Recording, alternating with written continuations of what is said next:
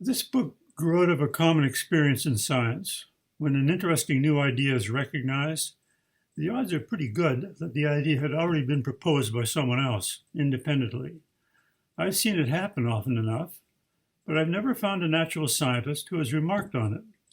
Maybe my book is the first by a physicist to advertise this phenomenon.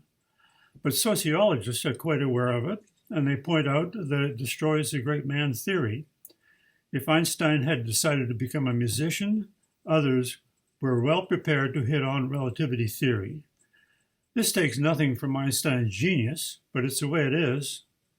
My book presents the results of a study of what sociologists and philosophers think about this multiples effect, and more generally, what they think about the enterprise of natural science. I compare their ideas to what scientists think they're doing.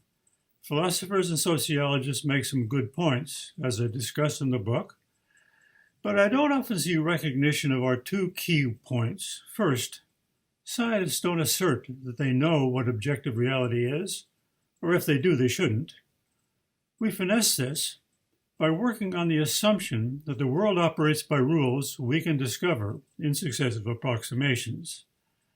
Second point, we usually agree that theories enter the canon of standard and accepted physics by passing far more critical empirical tests than assumptions that went into the theory.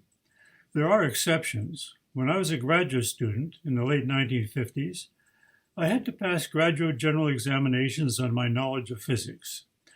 There were problems on the simple elements of Einstein's general theory of relativity, but at that time there were very few tests of this theory. Sociologists could have termed it a social construction. But it turned out all right. General relativity now passes a broad variety of tests. I discuss some of them in my book, along with other examples of how science works, or should work, in the interaction of theory and observation. My examples are drawn from cosmology, the theory of the large-scale nature of the universe, and the history of how this science grew into a well and thoroughly tested physical theory. So, is there an ultimate objective reality? My guess is we'll never know for sure, that it will be a matter of successive approximations all the way down.